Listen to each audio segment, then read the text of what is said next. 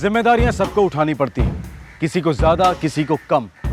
लेकिन एक जिम्मेदारी होती है अपने आप की तरफ, अपने सपनों और सुकून की तरफ। जब इस जिम्मेदारी की कुर्बानी चढ़ती है तो पीड़ित घुटने लगता है। ये एक दस्तक होती है कि घुटन के मारे सांसें रुकने वाली हैं, पर अक्सर ये दस्तक भी घुटी हुई होती है, दबी हुई होती है और बहुत देर से सुनाई देती है। अप्रैल 2011, घाटकोपर, मुंबई। ओम जयंती मंगला काली भद्रकाली कपालिनी दुर्गा क्षमा शिवा दात्री स्वाहा।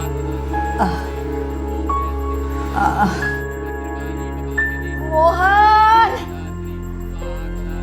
अरे ओ मोहन, अरे सुनता क्यों नहीं? हाँ माँ, क्या बात है? मुझे जरा संडास जाना है। ए शंकर, अम्मा को संडास क्यों नहीं ले जाता तू? हाय राम, क्या कह रहा है तू? देख नहीं रहा वो पूजा कर रहा है? पूजा छोड़कर क्या मुझे वो संडास लेके जाएगा? अरे तू क्यों नहीं लेके जाता? ठीक है, मैं आता हूँ।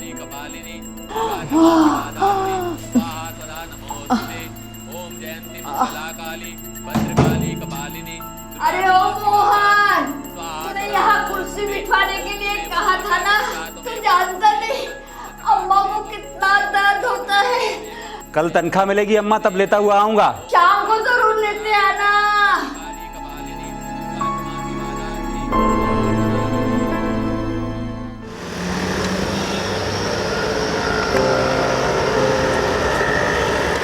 अगले ही दिन मोहन ने याद से अपनी अम्मा की सुविधा के लिए टॉयलेट चेयर खरीद ली।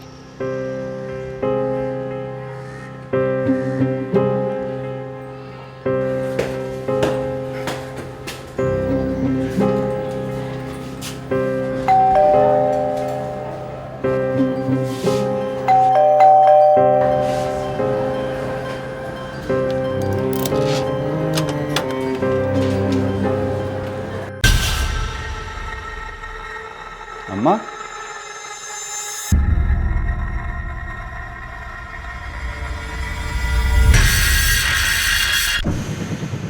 अम्मा, अम्मा, अम्मा, शंकर,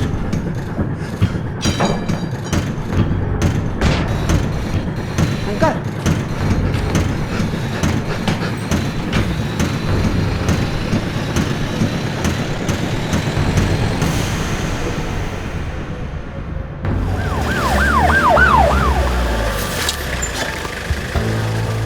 चलिए पीछे हटिए, साइड में होइए, साइड में होइए।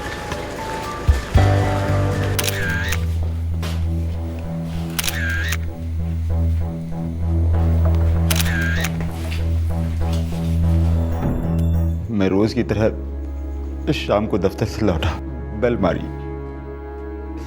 कोई दरवाजा खोलने नहीं आया। मैंने दरवाजा खोला और अंदर आ गया। माँ खाट पर पड़ी थी तो भाई शंकर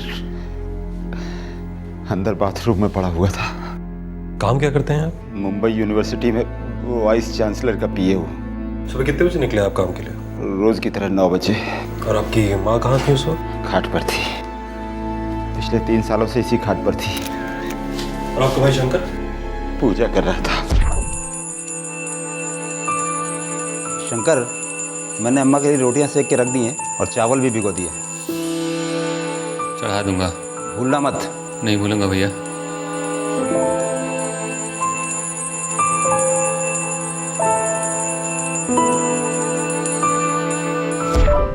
करता क्या था? पूजा करता था। पंडित था? नहीं, उसकी मेंटल कंडीशन ठीक नहीं थी। पहले वो एक होटल में वेटर था और एक दिन अचानक पूजा करने लगा। तब से वो पूजा पाठ में ही लगा रहता था। माँ शारीरिक रूप से लाचार थी और भाई मानसिक तौर पर? हाँ।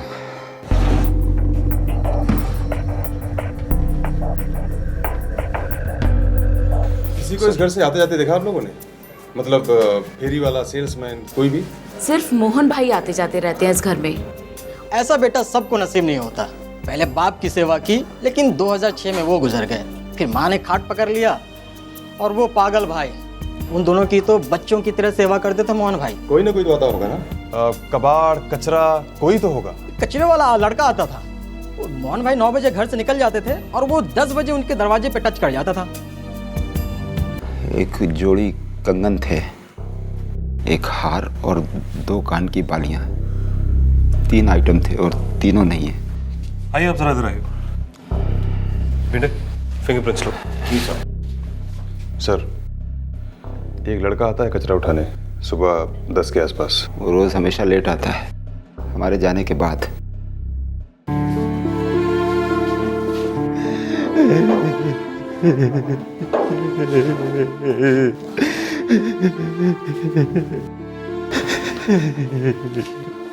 आपके भाई का कोई दोस्त? नहीं, बस मंदिर में कुछ लोगों के साथ उठता बैठता था। कौन सा मंदिर? माता का मंदिर है पास में, रोज जाता था। कब जाता था वहां पर? मेरे जाने के बाद करीब 10:30 बजे।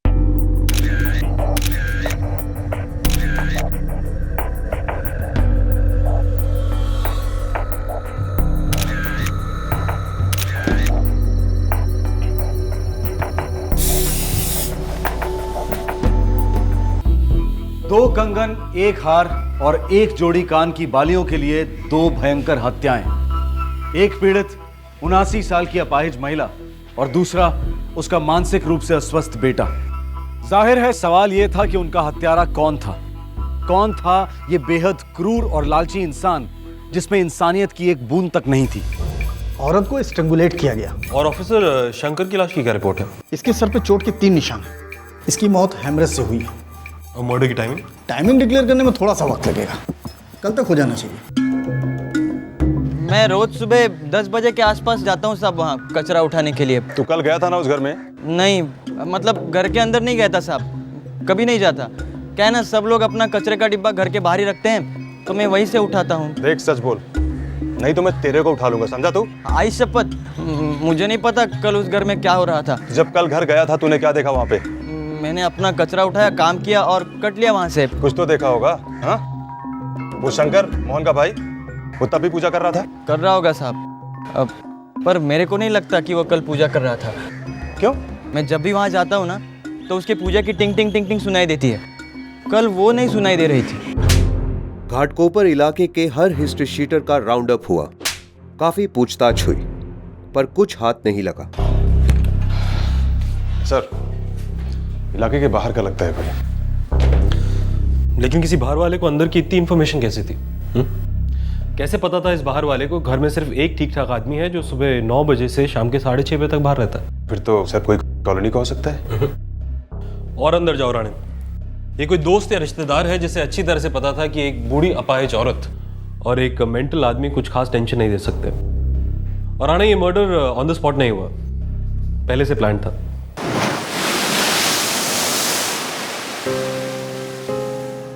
वो दोनों थे तो कुछ तो था उस घर में। मैं जानती हूँ मोहन, तुम्हारी जिंदगी तो उन्हीं के इर्द गिर्द घूमती थी। क्या नहीं किया तुमने उन दोनों के लिए? मैं उनकी रक्षा नहीं कर पाया, मैं फेल हो गया कविता। मोहन, जो भी हुआ वो तुम्हारे हाथ में नहीं था, फिर क्यों अपने आप को टॉर्चर कर रहे हो? जो हाथ में था वो भी नहीं कर पाया कविता। अम्मा को टॉयलेट चेयर चाहिए थी, लेकिन मैंने लाने में बहुत देर कर दी। मोहन, अम्मा की बहुत याद आती है कविता।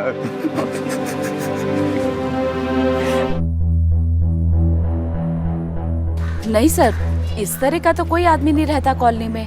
साहब, मोहन भाई को हम लोग बहुत मानते हैं। एकदम भगवान के आदमी है बेचारे, और उनके बारे में तो कोई बुरा सोचेगा भी ना, पाप लगेगा उसे। और उन तीनों का आपस में रिश्ता कैसा था? लड़ाई झगड़ा होता था? कौन से घर में बर्तन नहीं खटकते, और वैसे भी वो घर तो सारा मोहन भाई के सर पर ही था। कभी कभार चूचपाट जरूर हो जाती थी। साहब, मैंने कभी आंखों से देखा नहीं, लेकिन सुनने में आता था। क्या? यही कि सुबह सुबह झगड़े की आवाज आती थी, खासकर तब जब मोहन भाई खाना बनाते थे। है जगदम्बे काली, मैं दुर्गा कप्पड़ वाली, तेरी गुण गाऊं भारती। हो सकता है कि पागलपन के दौरे में पहले उसने माँ को मारा हो और फिर खुद की जान ले ली। मुश्किल है साहब, फिर भी किसी का कुछ कहा नहीं आ सकता। और उसके मंदिर के दोस्त, उनमें से कोई ऐसा जिसे पता हो कि मोहन के जाने के बाद ये 2 लोग ही घर पर रह जाते हैं? नहीं साहब, मुझे कोई आइडिया नहीं है। अम्बे तू है जगदम्बे काली, जय दुर्गे खप्पर वाली तेरे ही। मोहन कह रहा था कि उसका भाई शंकर हर रोज सुबह 10:30 बजे यहाँ पहुँच जाता था। सर इनमें से ही कोई होगा, आरती के बाद उसका पीछा किया होगा। या फिर हो सकता है कि शंकर खुद उसे साथ में लेकर गया हो सकता है सर। सर शंकर एक भी दिन पूजा नहीं छोड़ता था, बारिश हो या जो भी रोज हाजिर होता था, लेकिन उस दिन आरती में नहीं आया। पक्का? पक्का सर, पिछले 1 साल से उसने एक भी दिन मिस नहीं किया। मोहन 9 बजे घर से निकला और शंकर 10:30 बजे तक मंदिर नहीं पहुंचा, तो जो कुछ भी हुआ इसी बीच में हुआ, 9 और 10:30 के बीच में। हाँ सर, लेकिन हुआ क्या होगा? अजीब है, शंकर मंदिर की आरती में नहीं गया उस दिन। कैसे जाता मिस्टर मोहन, जिंदा ही नहीं था बेचारा। कोई ऐसा आदमी है जो आपकी दिनचर्या के बारे में जानता है, जो आपके घर के डिटेल्स जानता हो? कभी आपको ऐसा लगा कि कोई आपका पीछा कर रहा है या फिर आपकी मूवमेंट पे नजर रख रहा है? काम में ही इतना उलझा रहता था कि नजर घुमाने की फुर्सत ही नहीं थी, लेकिन अब फुर्सत ही फुर्सत है। पुलिस की तहकीकात एक पॉइंट पर आकर रुक गई। कोई ठोस सबूत हाथ नहीं लग रहा था और फिर पोस्टमार्टम की रिपोर्ट आई। इस रिपोर्ट ने तहकीकात को एक अलग दिशा दिखा दी। अक्सर जो दिखता है वो होता नहीं। आप बॉडी इसको रात के 9 बजे लेकर आए थे यहाँ? जी करेक्ट। पोस्टमार्टम शुरू हुआ रात को 11 बजे, पर हमारे हिसाब से इन दोनों की मौत 16 घंटे पहले ही हो चुकी थी। मतलब सुबह 5 बजे? सुबह के 5, 5:30 और 7, 7:30 के बीच में।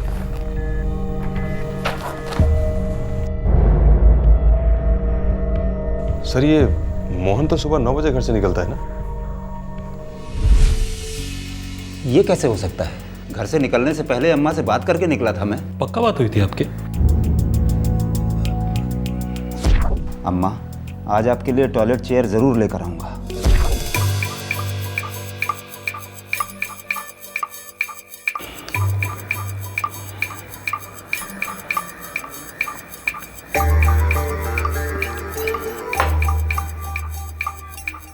अम्मा ने जवाब नहीं दिया था, शायद नींद में थी, लेकिन जिंदा थी। और शंकर?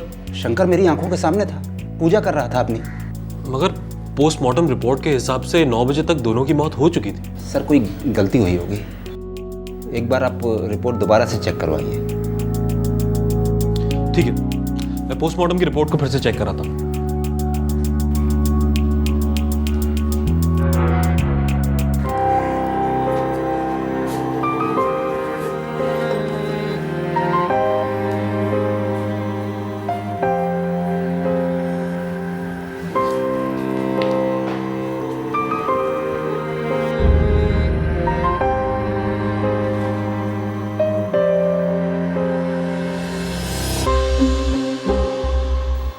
मोहन,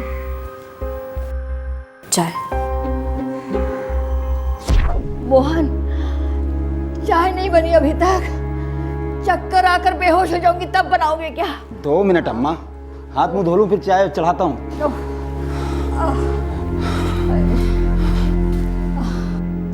शंकर, चाय तो अम्मा के लिए तू ही बना सकता है, फिर इंतजार क्यों करवाता है उसे इतना?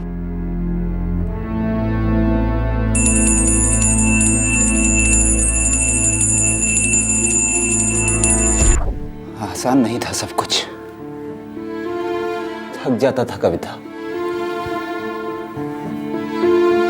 पता है मुझे, सबके बस की बात नहीं इतनी मेहनत करना, इतनी सेवा करना। काफी कर लिया तुमने,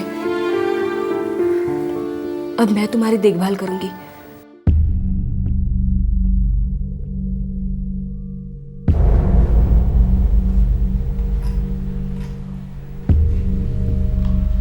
चालाक, बहुत चालाक।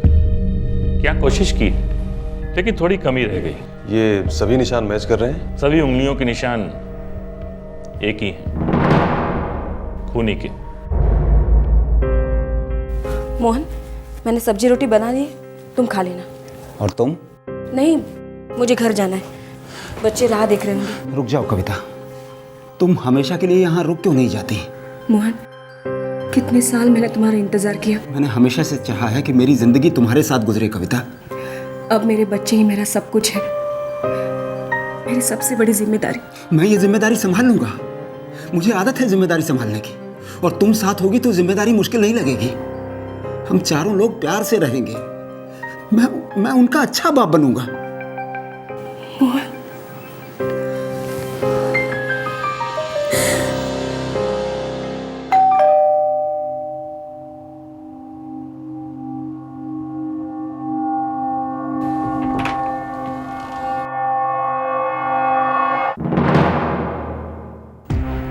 अरे आप कुछ बात आगे बढ़ी क्या? बात तो काफी आगे बढ़ी है। क्या पता चला? आप थाने चलिए, वहीं सब पता चल जाएगा।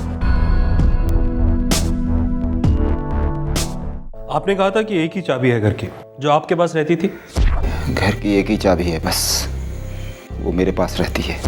हाँ, मैंने कहा था। और उस दिन जब आप दफ्तर से लौटे तो वो चाबी आपके पास थी, उसी से आपने दरवाजा खोला। हाँ, ऐसा ही हुआ था। क्यों? जरा दिमाग पे जोर डालिए। आपने कहा था कि आपका भाई 10:30 बजे आरती के लिए चला गया होगा रोज की तरह। दुर्गा दप्पड़ वाली तेरी गुण गाऊं भारत। और 9 बजे आप चाबी साथ लेकर निकल गए। एक ही चाबी है घर की। शंकर 10:30 बजे मंदिर गया। हाँ, तो लौटा कैसे? चाबी तो एक ही है, जो आपके पास रहती थी। हो सकता है मैंने पीछे छोड़ी हो, या फिर उसने मेरी जेब से निकाल ली हो। और जब आप दफ्तर से लौटे, बेल बजाई, किसी ने दरवाजा नहीं खोला, तो उसी चाबी से आपने दरवाजा खोला और अंदर आए। जी, लेकिन चाबी तो एक ही है, फिर आप घर के अंदर दाखिल कैसे हुए?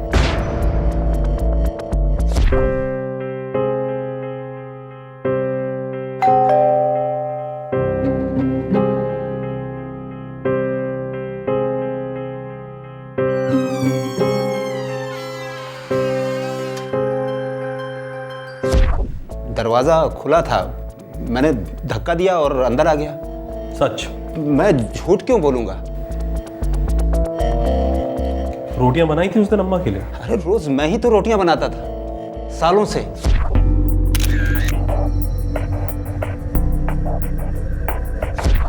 हमारी फोरेंसिक टीम ने आपकी किचन की अच्छी तरह से छानबीन की और एक चावल का दाना भी नहीं मिला वहां पर। यहां तक कि आपका कचरे का डब्बा भी एकदम साफ था। शंकर को सफाई की बहुत ज्यादा चिंता रहती थी, इसलिए मंदिर जाने से पहले वो पूरे घर की 2 बार सफाई करता था। हमने ये पोस्टमार्टम रिपोर्ट 2 बार चेक कराई और ये रिपोर्ट साफ साफ कहती है कि आप ही की सफाई में दाग है। मर्डर सुबह 5:30 और 7:30 के बीच में हुआ और उस वक्त आप घर पर मौजूद थे। झूठ है। रोटियां नहीं बनी उस दिन अम्मा के लिए? खाई नहीं उन्होंने? क्योंकि रोटियां बनी ही नहीं थी, क्योंकि अम्मा रही ही नहीं। उनके पेट में कुछ भी नहीं था, बस पिछले दिन का कुछ खाना था, अम्मा का आखिरी खाना। बताइए मिस्टर मोहन, क्या आपका हाथ है? मुझे कुछ समझ में नहीं आ रहा है, किस हाथ की बात कर रहे हैं आप? इस हाथ की फिंगरप्रिंट रिपोर्ट। शंकर को सरिये और पत्थर से ढेर किया गया और अम्मा का कत्ल कपड़े से हुआ। सरिया, पत्थर और कपड़ा तीनों पर एक ही हाथ के निशान है, उस हाथ के जिसने एक पानी का ग्लास थामा था यहां हमारे सामने।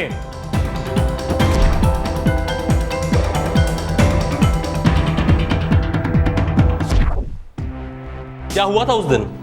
झगड़ा हुआ था। उस वक्त तो आप खाना बनाते थे ना? आखिर ऐसा भी क्या हो गया? चावल नहीं बने, रोटियां नहीं बेली, सब्जियां नहीं काटी, क्यों?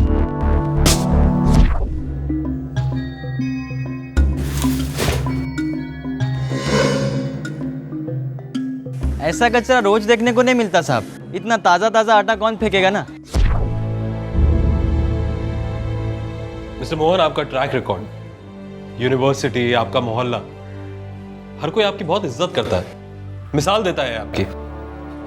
बेटा हो तो मोहन जैसा, भाई हो तो मोहन भाई जैसा।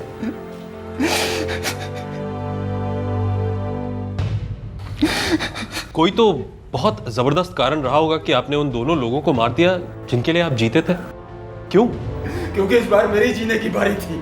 मैं संभालते संभालते थक गया था, जीना चाहता था मैं। मोहन, एक 48 साल का पुरुष, अविवाहित, कोई दोस्त नहीं, कोई छुट्टी नहीं, अपने आप के लिए 1 मिनट तक का समय नहीं। मोहन का इकबाले जुर्म एक दर्द भरी आह थी जो एक बीमार दिमाग के तहखाने से निकल रही थी।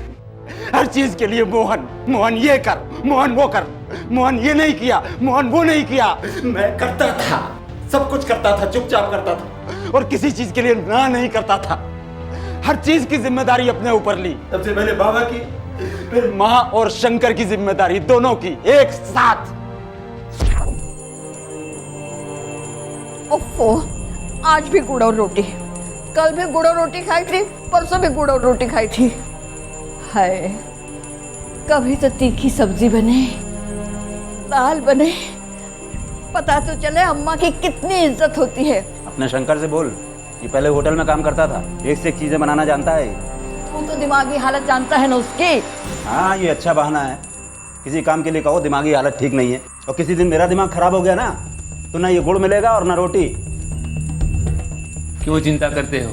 सब गुड़ और रोटी तो दाता देते हैं, माता देती हैं। हाँ, तो अपनी दाता और माता से बोल कि तेरा ये पूजा का ढोंग बंद करवाएं और तुझे अच्छी जगह पर काम पर लगवाएं। मोहन, दिल मत दुखाओ उसका। हाँ, एक ये दिल वाला बच्चा है और एक तुम दिल वाली बची हो। मेरे अंदर तो पत्थर है, पत्थर। कुछ महीने में मैं 49 का हो जाऊंगा, फिर 50 का हो जाऊंगा और मेरा कुछ नहीं है, फैमिली नहीं है। और मोहन और अम्मा भी तो फैमिली ही थे ना। हाँ, मैं भी यही समझता था, लेकिन वो दोनों, अम्मा सिर्फ शंकर को प्यार करती थी क्योंकि उसकी मेंटल कंडीशन ठीक नहीं थी, लेकिन वो ये नहीं देख रही थी कि हर रोज मैं फिसल रहा हूं, पागलपन दस्तक दे रहा है यहाँ पर। उसके लिए मैं सिर्फ एक कोलू के बैल की तरह था, बस। मुझे जरा संडास जाना है। ये शंकर, अम्मा को संडास क्यों नहीं ले जाता तू? हाय राम, क्या कह रहा है तू? देख नहीं रहा वो पूजा कर रहा है? ठीक है, मैं उस रोज सुबह मेरे अंदर कुछ हुआ। रोज की तरह मैं खाना बना रहा था, लेकिन मेरा दिमाग उस सुबह रोज से कुछ ज्यादा ही डिस्टर्ब हुआ था। आवाजें आ रही थी अंदर से। मोहन, सोचो जरा, क्या वाकई शादी करके हम खुश रह सकेंगे? क्यों नहीं कविता, इसी एक चीज के लिए मैं तरस गया हूँ। मोहन, मैं विधवा हूँ, मेरे छोटे छोटे 2 बच्चे हैं, तुम्हारी अपाहिज माँ, भाई की हालत कैसे संभालेंगे सबको? मिलकर संभाल लेंगे कविता, मिलकर संभाल लेंगे, बोझ बच जाएगा। बोझ दुगना भी तो हो रहा है मोहन।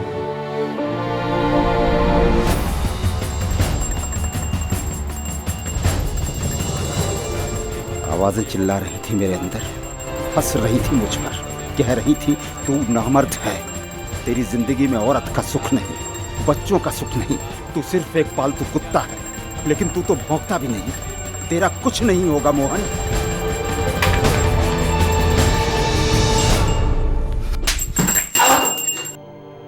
एक चीज नहीं संभलती है, पता है क्यों?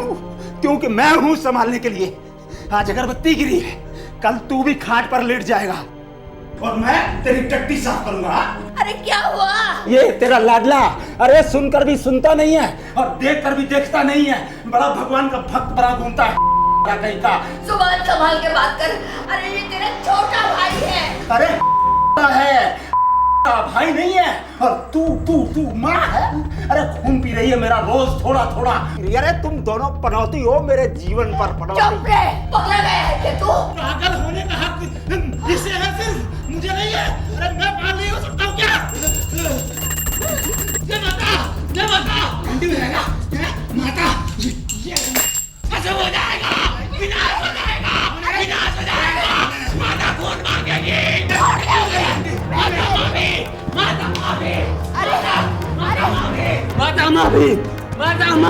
माफी चाहिए, माफी चाहिए। खून बहेगा ना, अभी बहाता हूँ खून।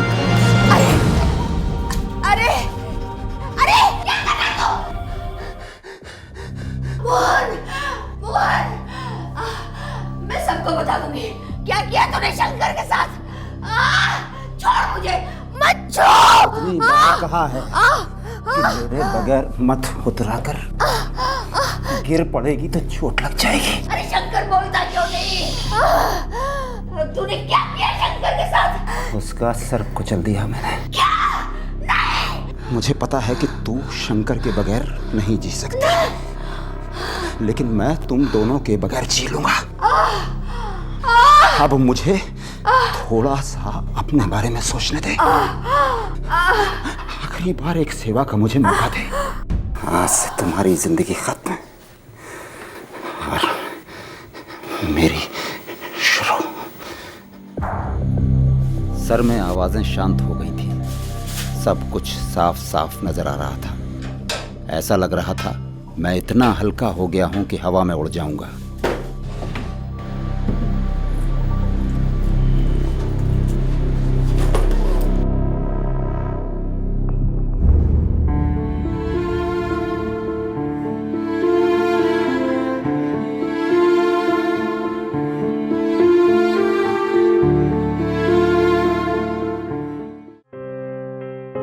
मैंने कुर्सी कहानी बनाने के लिए खरीदी। मुझ पर कोई शक कर ही नहीं सकता था।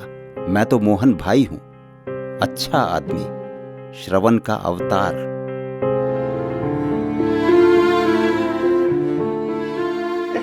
थकान हो गई थी मुझे दोनों की देखभाल करते करते।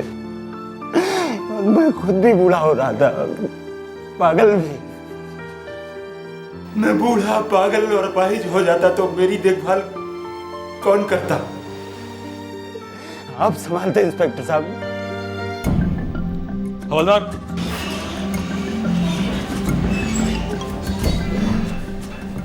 मोहन से सारे गहने बरामद कर लिए गए।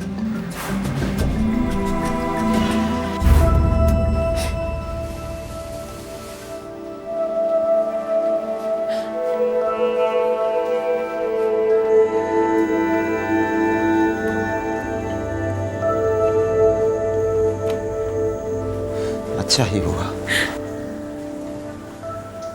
उस घर में उन दोनों के साथ तुम्हारे बच्चे, क्या जिंदगी होती।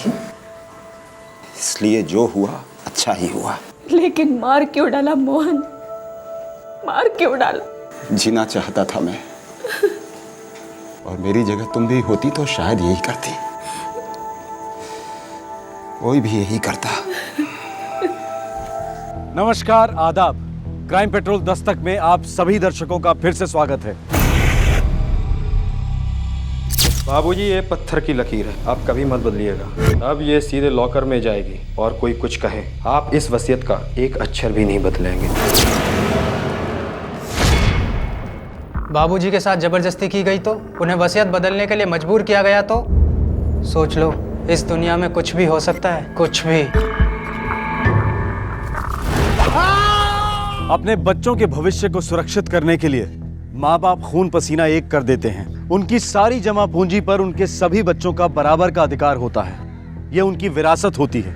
पर अक्सर कोई एक वंशज अपने आप को हिस्से से अधिक का हकदार समझता है। कभी कभी तो सारी की सारी विरासत हड़पने की फिराक में होता है। अगर ऐसा शख्स अपने पिता को उनकी वसीयत बदलने पर जोर देता है तो इसे जुर्म की दस्तक मान लेना चाहिए। नवंबर 2010, लखनऊ, उत्तर प्रदेश।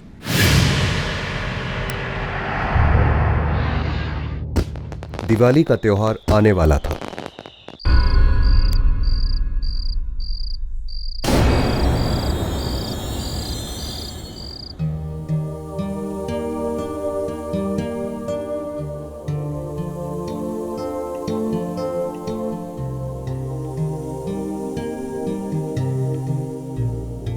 और आदाओ। एक बात कहूँ गंगा जी? कहो। मेरी बड़ी इच्छा थी कि मैं अपने पति के साथ एक बार वैष्णव देवी के दर्शन कराऊं। मेरी भी बहुत तमन्ना थी, बहुत ख्वाहिश थी कि मैं अपनी पत्नी के साथ वैष्णो माता के दर्शन करके आऊं। शायद इसीलिए ऊपर वाले ने हम दोनों को जिंदा रखा है। और उसने अपार कृपा की है कि उसने हम दोनों को मिला दिया।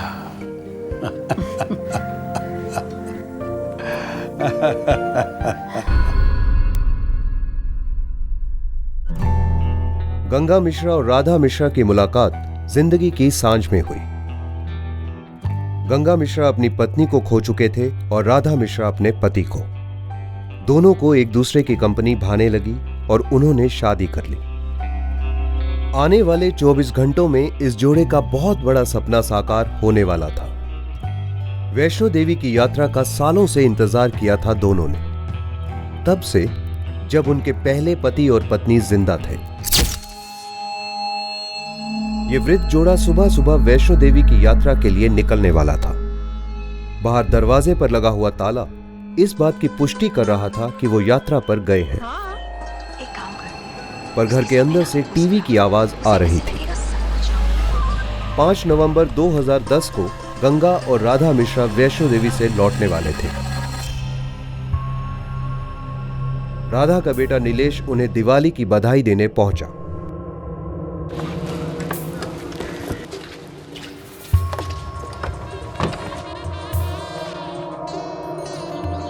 माँ और बाबूजी तो आज आने वाले थे, घर पे होने चाहिए थे।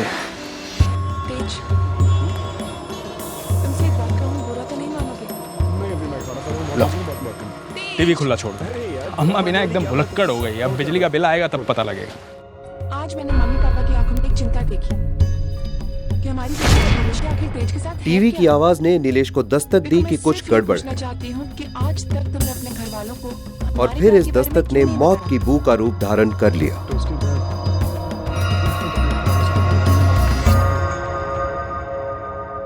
दुनिया के लिए राधा और गंगा मिश्रा दिवाली के 3 दिन पहले वैष्णो देवी की यात्रा पर जा चुके थे और ठीक दिवाली की सुबह वापस लौटने वाले थे। पर जाहिर है कि ऐसा हुआ नहीं था, कुछ बहुत गलत हुआ था। ताला तोड़कर घर का दरवाजा खोला गया और जो नजर आया उसने सबके होश उड़ा दिए।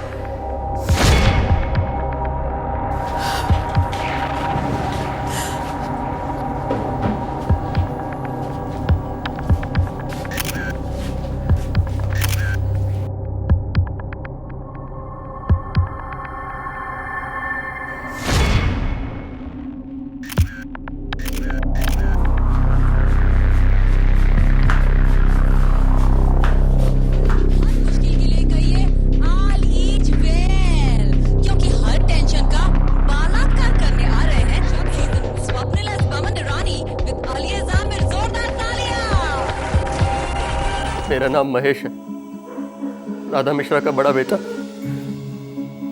और ये मेरा छोटा भाई नीलेश। गंगा मिश्रा आपके सौतेले पिता थे? कहने को थे, पर हम उन्हें अपना सगा पिता ही समझते थे। उतना ही प्यार, उतनी ही इज्जत जितनी हमने अपने पिता को दी थी।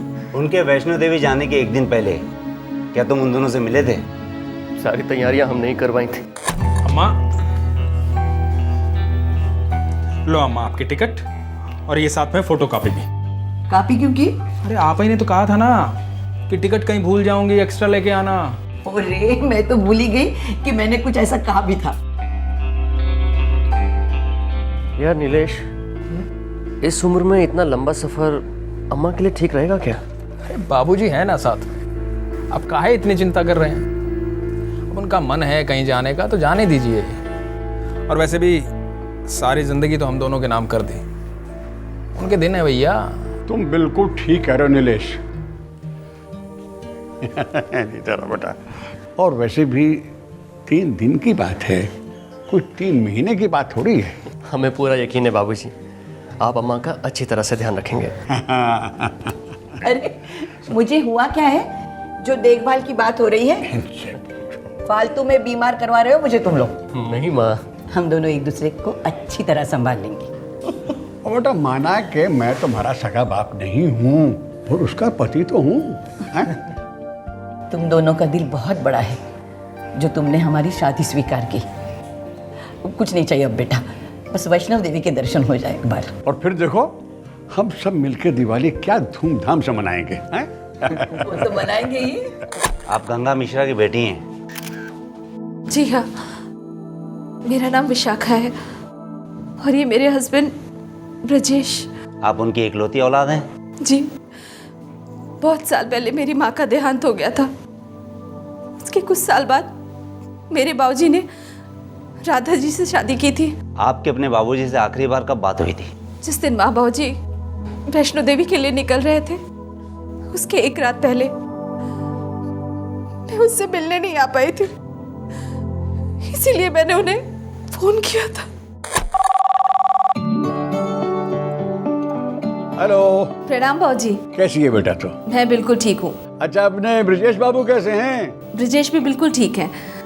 बाबूजी, मैं कह रही थी कल आप लोग वैष्णो देवी के लिए निकल रहे हैं तो मेरी तरफ से माँ के नाम पर 500 रुपए का चढ़ावा चढ़ा दीजिएगा। जरूर बेटा जरूर। अच्छा, आपको याद है ना कि दिवाली के बाद आप घर आ रहे हैं हमारे?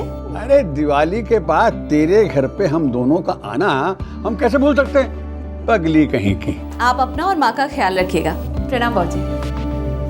विशाखा, बाबूजी की ऐसी हालत नहीं है कि इस उम्र में वो वैष्णो देवी के दर्शन करने जाए। हम कर भी क्या सकते हैं? आज तक बाबूजी ने कभी किसी की सुनी है क्या? क्यों? उस औरत की तो सुनते हैं, हर बात सुनते हैं। जब आप सभी को अपनी माँ और अपने पिताजी की इतनी ही चिंता थी तो इस पूरे यात्रा के दौरान इन 3 दिनों में आप में से किसी एक ने भी फोन करके ये नहीं पूछा कि आपका हालचाल क्या है? हम नहीं चाहते थे कि उन्हें ऐसा लगे कि हम उन्हें डिस्टर्ब कर रहे हैं। हमने तो सपने में भी नहीं सोचा था कि ये सब हो सकता है। अब तो ये हो गया, इसलिए घर से जो भी चीजें गायब है वो आप बताएं और इस केस की गायब कड़ियां हम ढूंढेंगे।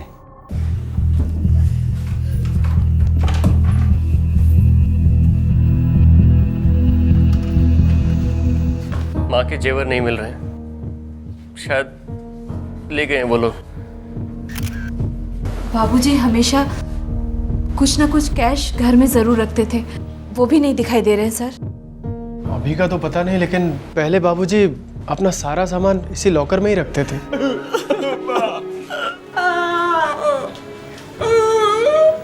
सर, डॉग स्क्वाड आ गया है।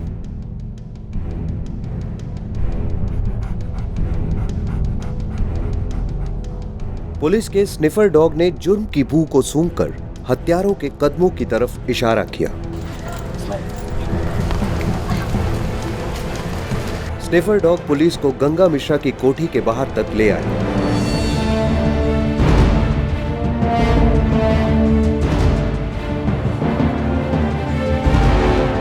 गंगा मिश्रा के घर के पास का एक पानी का नल पुलिस के स्कैनर पर आ गया। लगता है कातिल ने अपने खून से रंगे हुए हाथ यहीं धोए होंगे।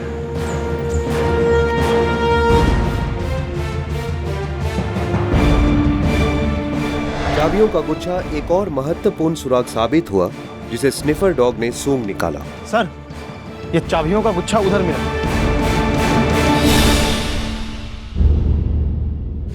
ये कहाँ जा रहा है?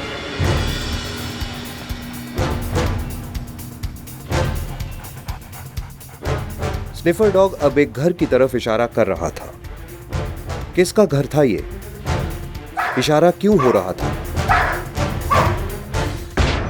जी, मालिक ब्रिज शर्मा जी हैं, लेकिन वो मिश्रा जी के घर गए हैं। जी, मेरा नाम ब्रिज किशोर शर्मा है। गंगा मेरा अच्छा दोस्त था कई सालों से। सालों की छोड़िए, फिलहाल तो आप मुझे पिछले 4 दिनों के हर मिनट का हिसाब दीजिए। तो क्या आप मुझ पर शक कर रहे हैं? हमारे डॉग स्क्वाड ने आपके घर की तरफ इशारा किया है और फिर शक को यकीन में बदलते देर नहीं लगती। सर, एक चाबी घर के दरवाजे की है, बाकी सब अलमारी और ड्रॉर्स की हैं। तो बस अब इस केस का ताला खुल गया समझो। मृतक गंगा और राधा मिश्रा के घर की चाबियां भी इस पड़ोसी ब्रिज किशोर शर्मा के घर के पास पाई गई। गंगा से आखिरी बार मैं 1 नवंबर की शाम को मिला था। गंगा, काश मैं भी तुम्हारे साथ वैष्णो देवी की यात्रा पर आ सकता हूँ, लेकिन क्या करूँ यार, मजबूरी है। बच्चे आ रहे हैं दिवाली के लिए। बच्चे आ रहे हैं दिवाली के लिए। भाई, एक इंसान की जिंदगी बच्चों की जिम्मेदारी के इर्द गिर्द घूमती रहती है। जिम्मेदारी खत्म नहीं होती। हमारा तो केस ही विचित्र है।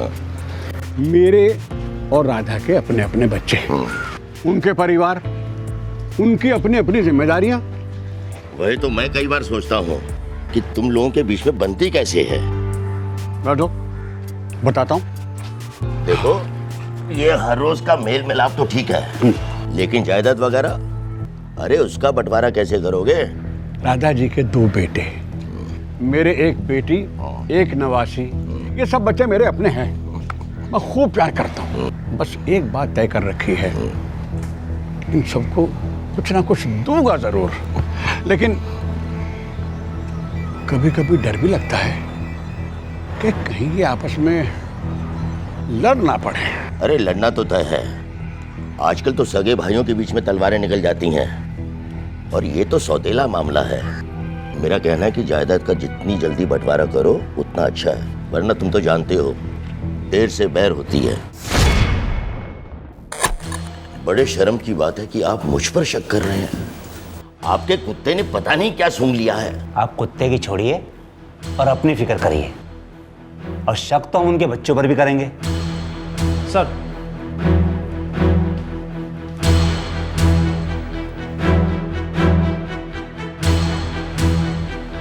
मिस्टर बृजकिशोर शर्मा, फिलहाल आप घर जा सकते हैं। जरूरत पड़ी तो आपको दोबारा याद करेंगे। मौका वारदात और चाबियों पर लगे उंगलियों के निशान बृजकिशोर शर्मा के नहीं थे, इसलिए उन्हें जाने दिया गया। सर, गंगा मिश्रा की पूरी जायदाद लगभग 75 लाख रुपए की है। क्या क्या है उनकी जायदाद में? घर है, थोड़ी जमीन है, थोड़े कैश हैं, पेंशन पर थे। और ये राधा मिश्रा की प्रॉपर्टी? सर, राधा मिश्रा की प्रॉपर्टी तो पहले ही उनके लड़कों में बंट गई है। कोई और खबर? सर, गंगा मिश्रा के लॉकर का ताला तोड़ा हमने। फिर? वैसा का वैसा ही है, जेवर पैसे सब वैसे ही रखे। इन दोनों की तबीयत कैसी थी? सर, कोई खास मेडिकल खर्चा सामने नहीं आया है। पर मुझे एक चीज साफ दिखाई दे रही है कि दोनों कत्ल चोरी या डकैती की नीयत से नहीं किए गए। तुम ऐसा करो, गंगा और राधा मिश्रा के बच्चों पर अपने आदमी लगा दो। जी सर। मुझे लगता है खून नहीं खून बहा है। सवाल है क्यों? काफी खून बहने से मौत हुई है। दोनों के गले एक जैसे चाकू से काटे गए हैं। क्या इन दोनों में से किसी ने भी अपनी जान बचाने की कोशिश नहीं की? राधा मिश्रा ने कोई खास कोशिश नहीं की, लेकिन गंगाराम जी ने जरूर कोशिश की होगी अटैकर से लड़ने की। इन्होंने चाकू छीनने की कोशिश की होगी। डॉक्टर साहब, कत्ल का समय क्या हो सकता है? एग्जैक्ट टाइम तो बताना मुश्किल है। इनके पेट के अंदर का खाना तकरीबन 3 दिन पुराना था। बॉडीज मिलने के 3 दिन पहले आखिर बार इन लोगों ने खाना खाया था। आपने अपने पिताजी को कितने बजे फोन किया था? यही कोई 11 बजे। क्यों? गंगा मिश्रा की बेटी ने उन्हें रात 11 बजे फ़ोन किया था, और वे अगली सुबह 6 बजे अपनी बीवी राधा मिश्रा के साथ वैष्णो देवी के लिए निकलने वाले थे। तो इसका मतलब रात 11 और सुबह 6 के बीच ही वो खून इनके घर आए होंगे। और वो भी चाय पीने के बहाने। अजनबी तो चाय पीने आता नहीं, खास तौर से रात 11 और सुबह 6 बजे के बीच।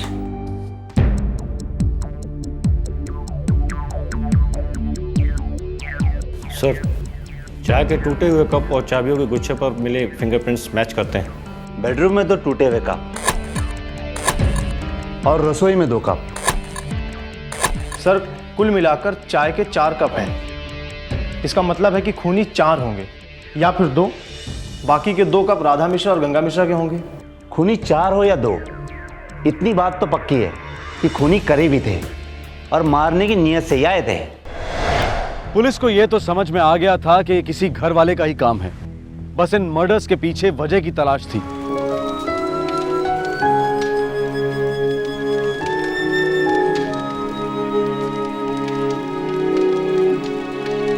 राधा मिश्रा के 2 बेटे हैं सर, महेश और नीलेश। दोनों वेल सेटल्ड हैं सर। और गंगा मिश्रा की बेटी विशाखा और उसका पति ब्रजेश। इनकी इकलौती बेटी है सुरेखा। सुरेखा की शादी हुई है सुशील से।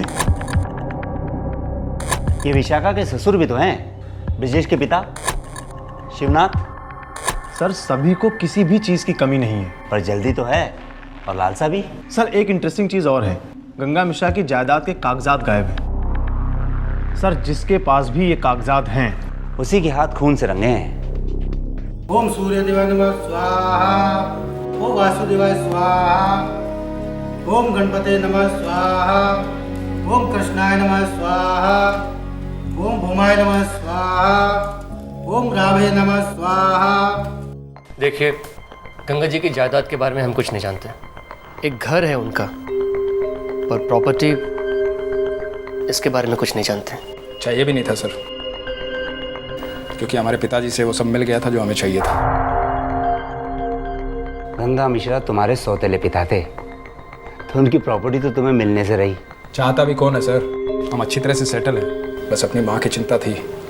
पिताजी की मौत के बाद अकेली हो गई थी। हमें लगा कि गंगा मिश्रा के रूप में एक अच्छा साथी मिल गया है। इसमें जानने की क्या बात है? हमारे पिताजी अपनी सारी जायदाद हमारे ही नाम छोड़ जाते। इकलौती हूं मैं। आपके 2 सौतेले भाई भी हैं, वो भी तो प्रॉपर्टी पे क्लेम कर सकते हैं। क्लेम की तो नौबत ही नहीं आती इंस्पेक्टर साहब।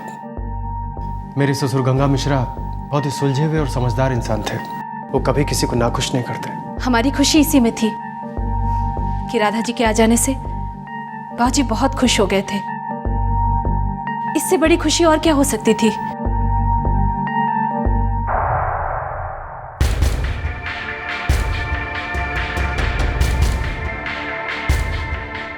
सर, काम आसान नहीं था, पर मुझे लगता है कि हमें सबकी फिंगरप्रिंट्स मिल गई। Very good. फौरन इन फिंगरप्रिंट्स को मैच कराओ।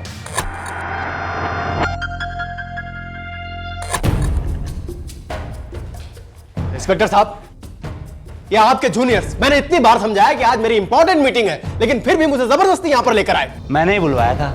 लेकिन क्यों? शक करने के लिए मैं ही मिला, और कोई नहीं मिला आपको? मिल जाएंगे, जल्दी क्या है।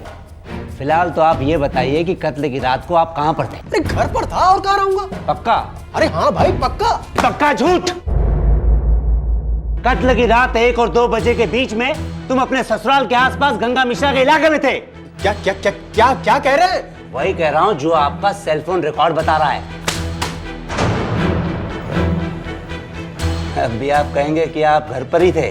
मुझे याद आया। क्या याद आया विजय जी? बहुत जरूरी काम था वहां पे। बिल्कुल, काम तो होगा ही। ये रहे फिंगरप्रिंट्स, आप ही के हैं। ये वो फिंगरप्रिंट्स हैं जो मुझे कत्ल की रात पी गई चाय के कप से और घर के चाबियों के गुच्छों से मिली थी। वो गुच्छे जो मुझे नल के पास मिली थी। और हमारे पास और भी सबूत हैं, ठोस सबूत। कल रात आपने अपने पिता शिवनाथ के साथ फोन पर जो बातें की वो हमने रिकॉर्ड कर ली हैं। बाबूजी, आप अपना ब्लड प्रेशर काहे बढ़ा रहे हैं? 2-4 दिनों में ये मामला बिल्कुल ठंडा पड़ जाएगा। ठंडा पसीना छूट रहा है ब्रिजेश बेटा। तूने देखा नहीं उस शोक सभा में पुलिस कैसे नजर रखे हुई थी? लगता है वो इस मामले को उबाल कर कहीं रहेंगे। उबलता है तो उबलने दो, उगलेगा तो कुछ भी नहीं। वो हम तक कभी भी नहीं पहुंच पाएंगे। अरे पुलिस है बेटा, बहुत पहुंच रखती है। और तूने भी एक बहुत बड़ी गलती की। तुझे सिर्फ वसीयत उठानी थी, प्रॉपर्टी के कागजात वहीं छोड़ देने थे ब्रिजेश। सिर्फ वसीयत उठानी थी, प्रॉपर्टी के कागजात वहीं पर छोड़ देने थे ब्रिजेश। अब हम समझ गए कि तुमने प्रॉपर्टी के लिए अपने ससुर और उनकी बीवी की हत्या करवाई। मुझे अपने वकील से बात करनी होगी। जरूर, आपका हक है कि आप चुप रहें, वकील करें, और हमारी ड्यूटी है कि हम आपसे सब कुछ सच सच उगलवाएं। तुम ये क्यों भूल जाती हो विशाखा बिटिया कि तुम हमारी एक ही बच्ची हो। हमारा जो कुछ भी है तुम्हारा ही तो है, इस नाखून से लेकर 9 लाख के हार तक। ये ससुरी वसीयत ससीयत का। ठीक है बाबूजी, अगर आपको वसीयत नहीं बनवानी तो ना बनवाइए। बाबूजी, ये प्रॉपर्टी का मामला है, इसमें बहुत सारा पेपर वर्क होता है। अगर अभी नहीं बनवाया गया तो बाद में विशाखा को बहुत तकलीफ होगी। इस वसीयत की क्या जरूरत है? आओ आओ, आओ। गंगा जी, विशाखा बेटी और ब्रिजेश दामाद जी ठीक ही कह रहे हैं। बना दीजिए ना वसीयत विशाखा के नाम। मेरे बेटे संस्कारी है, उन्हें अपने पिता से बहुत कुछ मिला हुआ है। फिर भी आदमी की नियत का क्या भरोसा। हमारी बात आपके सौतेले बेटे होने के नाते अगर मेरे बेटों ने प्रॉपर्टी में हिस्सा मांगा तो खामखा विशाखा बेटी के साथ नाइंसाफी होगी। बना दीजिए ना वसीयत। भगवान, तुम बहुत दूर की सोचती हो। लाओ भाई। ब्रिजेश की सालों की मनोकामना पूरी हो गई थी। उसने काफी मेहनत की थी इस वसीयत को बनवाने में। हे राम। अरे लो ना बेटा। वसीयत तो बन चुकी थी, लेकिन ब्रिजेश को गहरा शक था कि राधा के बेटे भी वसीयत को लेकर कुछ न कुछ तिकड़म जरूर लगाएंगे। वो वसीयत वहां क्यों रहने थी? अरे तुम भी ना बस। बाबूजी, क्यों अपना ब्लड प्रेशर बढ़ा रहे हैं? अरे मैंने वसीयत साइन तो करवा ली ना। अगर मैं वसीयत मांग के रख लेता तो हद पार हो जाती। अरे लोगों को खामखा शक हो जाता। गोली मारो उनको। और उस औरत के बारे में सोचो, वो बहुत कमीनी है और तेरा ससुर उसकी मुट्ठी में है। अरे जब वो उसके कहने पर वसीयत बहू के नाम कर सकता है तो उसके कहने से बदल भी तो सकता है ना। अरे कहीं राधा के बेटों के नाम कर गया तो? अरे मूर्ख हो तुम। नहीं ब्रिजेश, मैं बाबूजी से वसीयत नहीं मांग सकती। नहीं होगा मुझसे ये। क्या सोचेंगे वो हमारे बारे में? जो सोचना है सोचे, लेकिन एक बात याद रखना कि राधा उस विल को बदलवा कर रहेगी। पता नहीं इस बुढ़िया में क्या देखा तुम्हारे बाप ने। ब्रिजेश, एक चीज होती है प्यार, सुना है कभी?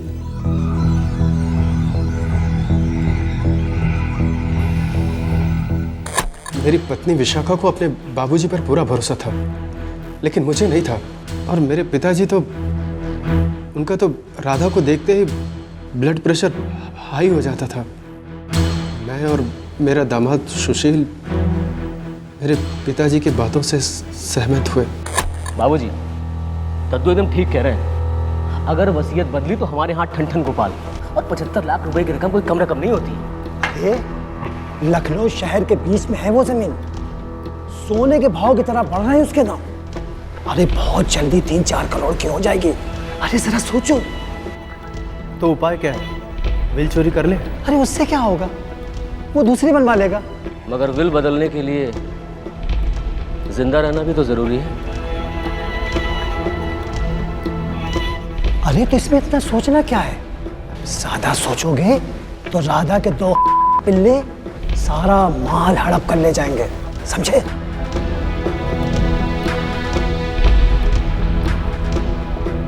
विशाखा, बाबूजी की ऐसी हालत नहीं है कि इस उम्र में वो वैष्णो देवी के दर्शन करने जाए। हम कर भी क्या सकते हैं? आज तक बाबूजी ने कभी किसी की सुनी है क्या? क्यों? उस औरत की तो सुनते हैं, हर बात सुनते हैं। जिसकी भी सुने, हम तो बस यही चाहते हैं वो हमेशा खुश रहे, अच्छे रहे। एक काम करो, तुम सो जाओ। मुझे थोड़ा भारी भारी लग रहा है, मैं थोड़ा टहल कर आता हूँ। ठीक है, मगर जल्दी आना। हाँ।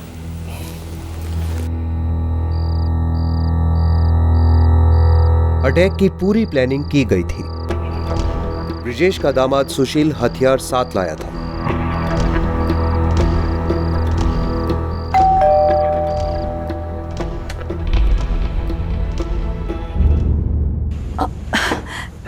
जीते रहो, जीते रहो। आप लोग कल वैष्णो देवी जा रहे हैं तो हमने सोचा कि कुछ हाल चाल ले लें। आइए अंदर, आइए। बस बस बस बेटा, बस बस जीते रहो, जीते रहो बेटा। अच्छा तुम लोग बैठो, मैं चाय बना के लाती हूँ। चाय पिला, थक गए होंगे, चाय पिला। अब दद्दू, क्या है कि हमारा फेवरेट प्रोग्राम आ रहा है टीवी पर, तो हम टीवी ऑन कर लें? अरे दद्दू से पूछने की बात है, कर लो ऑन, तुम्हारा अपना घर है। हाँ। सो तो है। अब बाबूजी, दवाइयाँ ववाइयाँ सब रख ली है ना आपने? काहे की दवाइयाँ भाई, क्या हुआ है मुझे? भला चंगा हूँ मैं। दादू, मैं दादी की किचन में हेल्प करके आता हूँ। हाँ जाओ जाओ। दादी, बन गई चाय? लाइए हम लेकर जाते हैं। अरे मैं लेके जाती हूँ ना बेटा। अरे हम लेकर जाते हैं ना। तुम भी ना, चल चल संभाल के। दो लोग गर्मा गर्म चाय, आप दोनों लोग पियो, हम 2 कप और लेके आते हैं। हाँ, लीजिए लीजिए, चाय लीजिए।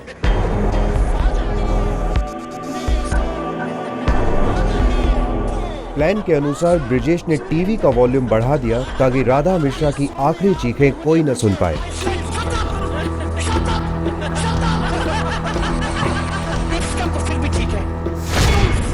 सुशील, इस पूरे घर को उथल पुथल कर दो। ऐसा लगना चाहिए जैसे कुछ चोरी डकैती हुई है।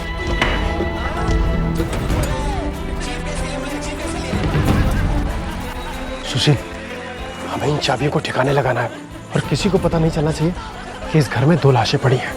ठीक है? जल्दी।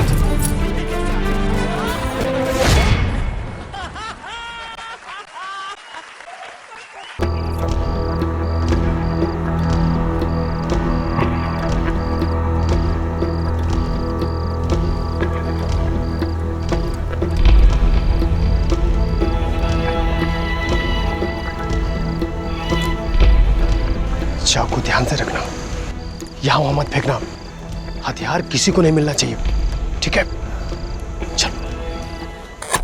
सारा शहर हक्का बक्का रह गया था। सभी का मानना था कि बेरहम चोरों ने ही इस बूढ़े जोड़े की भी हत्या की थी। किसी को पता नहीं था कि ये केस चोरी का नहीं बल्कि करीबी रिश्तेदारी में पनप रही जलन और लालच का था। इस केस से जुड़े सभी मुजरिमों को गिरफ्तार कर लिया गया है। इस जुर्म का मास्टरमाइंड विशाखा का ससुर शिवनाथ, वो भी अब पुलिस की हिरासत में है। सभी मुजरिमों के खिलाफ चार्जेस फाइल किए जा चुके हैं।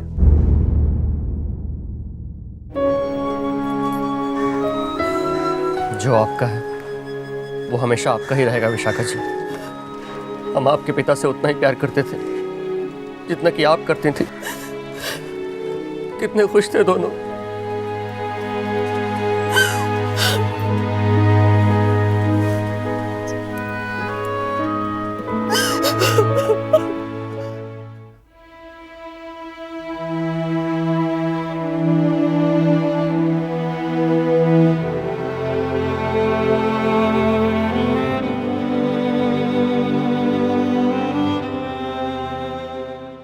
इस केस में जुर्म ने एक नहीं बल्कि 2 बार दस्तक दी।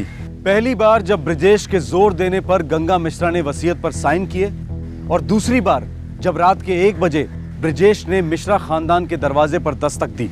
अगर पहली दस्तक के वक्त ही गंगा मिश्रा संभल जाते और वसीयत बनाने की बजाय अपनी बेटी से खुलकर बात करते तो शायद आज गंगा और राधा मिश्रा जिंदा होते।